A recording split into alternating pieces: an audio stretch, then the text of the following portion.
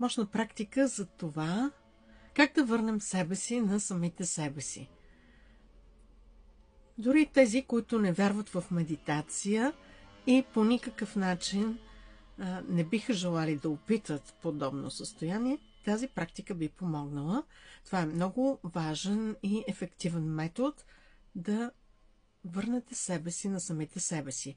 Лягате си вечер и преди да заспите си представяте, че вашият мозък е един монитор на компютър. И започвате да затваряте всеки един прозорец.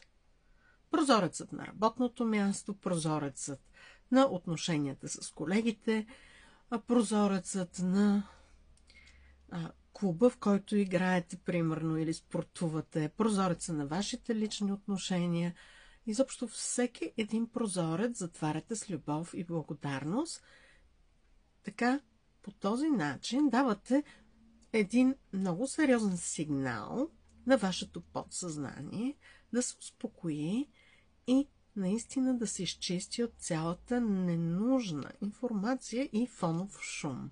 По този начин се създава мощно пространство и е важно да си кажете: благодаря, че в мен е чистота и аз постигам всичко в лекота. Това е много важно наистина да вярваме и да чувстваме, че постигаме нещата в лекота. Освен това е важно да се препрограмираме за утрешния ден, като кажем: утрешният ден е един прекрасен ден, чакат ме много приятни изненади, изобилие, успехи, радост и хармония.